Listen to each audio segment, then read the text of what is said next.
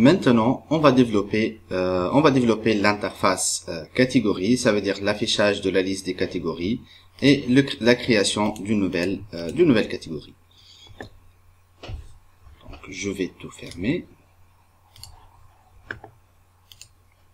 Et là, je vais prendre ma page catégorie. Elle est où ma page catégorie?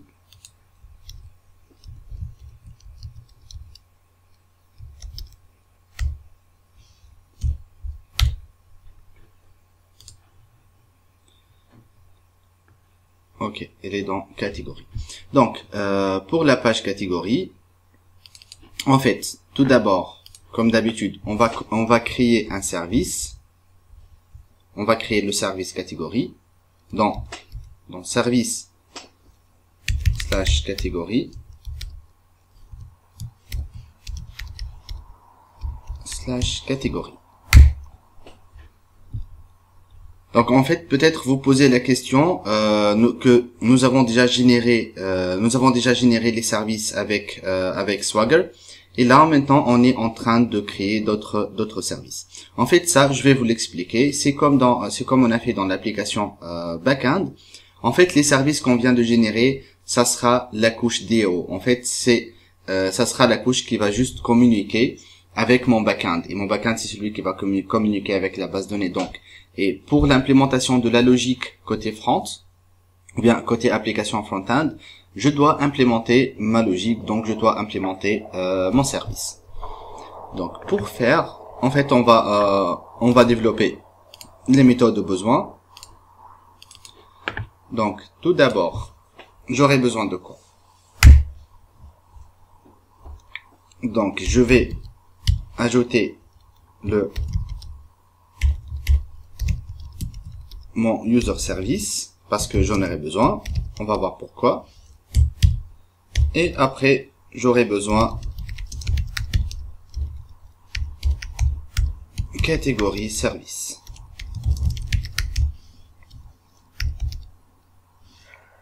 Et c'est celui-là. Catégorise avec à la fin S. Donc, tout d'abord, on va créer une première méthode qui s'appelle save ou bien enregistrer catégorie. Et qu'est-ce qu'elle va prendre? Elle va prendre catégorie DTO en paramètre, et les deux types catégorie DTO. Et elle va renvoyer un observable de catégorie DTO. Donc là, qu'est-ce qu'on va faire? On va retourner this point catégorie service point save, et le body c'est catégorie DTO. Mais avant de faire ça, en fait, dans catégorie DTO, si vous vous rappelez bien, on doit toujours mettre, ou bien on doit toujours assigner ou affecter l'ID entreprise. Donc l'ID entreprise, d'où on va le récupérer, on va le récupérer depuis le user service. Donc point ID entreprise égale this.user service .get connected user .entreprise.id entreprise. Ok.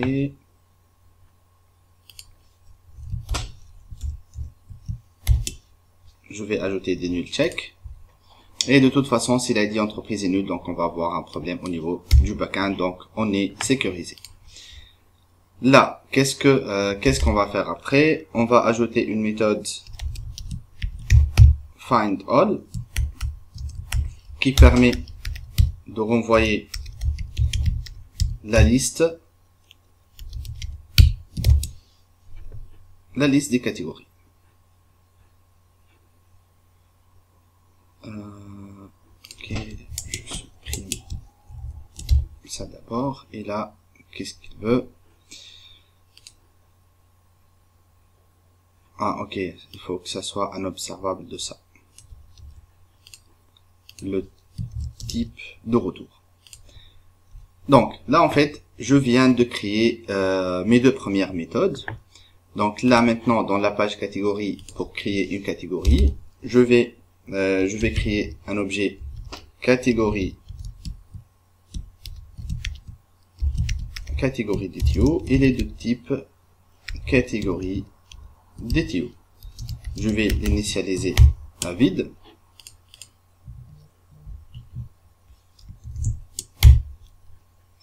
Je vais l'initialiser à vide. Et là, en fait, dans mon formulaire,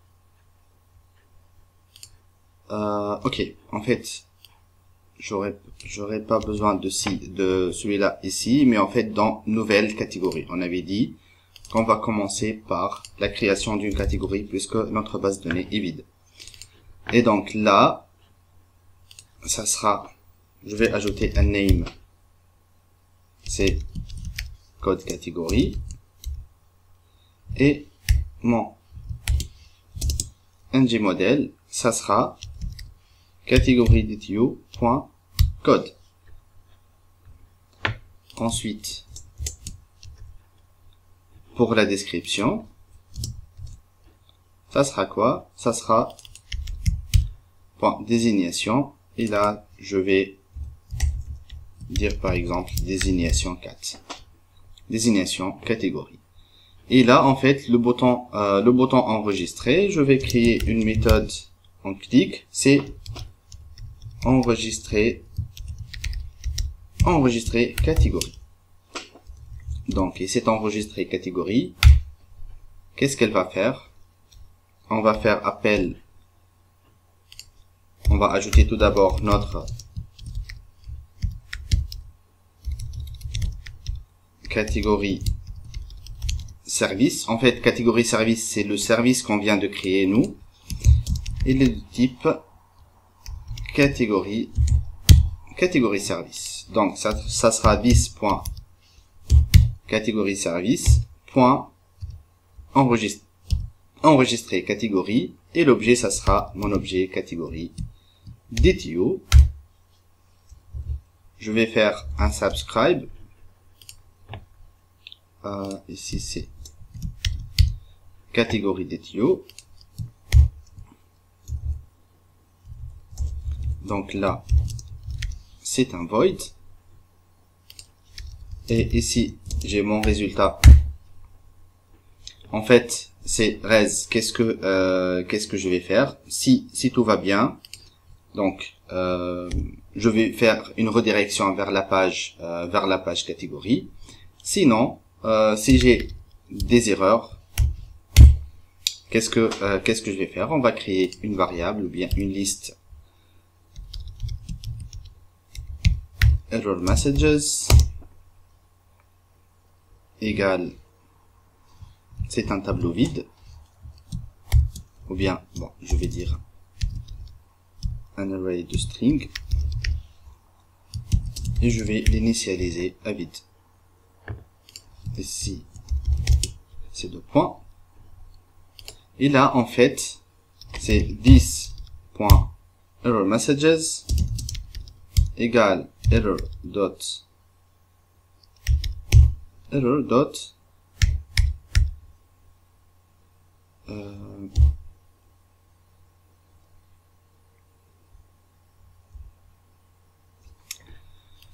on l'a déjà fait dans inscription.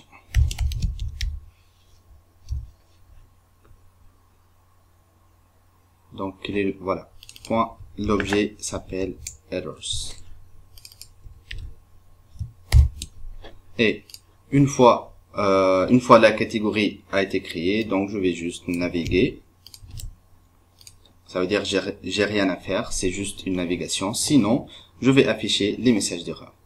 Et donc, là, je vais juste prendre cette partie qui permet d'afficher les messages. C'est dans nouvelle catégorie. Ça, j'en ai plus besoin. Et là, en fait, on va le mettre ici.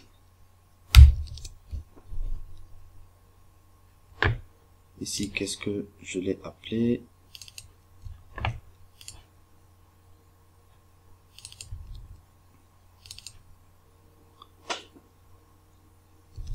Ok, c'est error messages.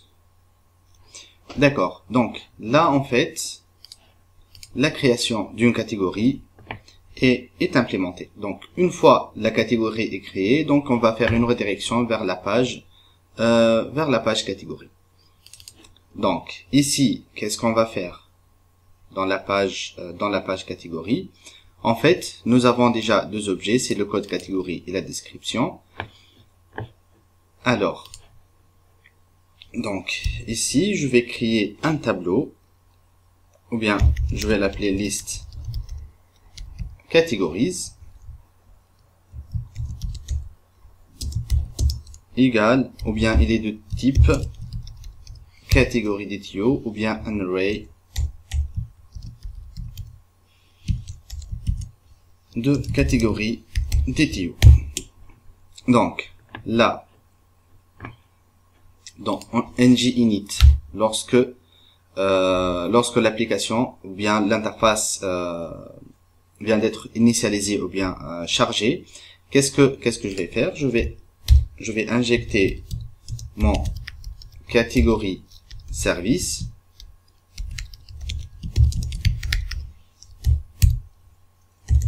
et là je vais faire 10.catégorie service.findAll. Non, c'est catégorie avec Y. Donc, ce n'est pas celui-là. .findAll. Et là, je vais faire un subscribe. C'est res.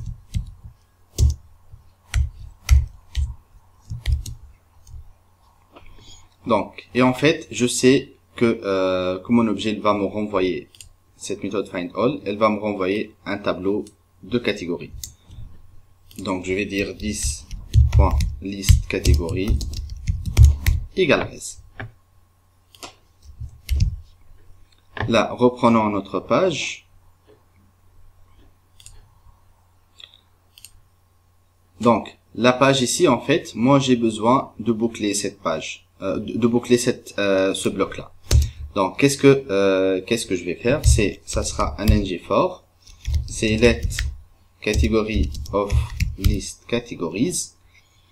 Et pour chaque catégorie, là, je vais afficher les informations. Ça sera cat.code. Et là, ça sera cat.désignation. Je peux supprimer les autres.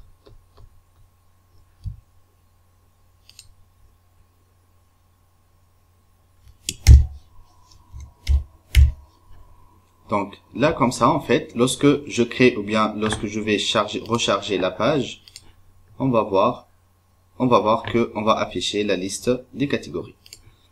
Donc là, je suis dans catégorie, j'ai rien du tout. Ça, en fait, on peut dire que ça sera un ng-if.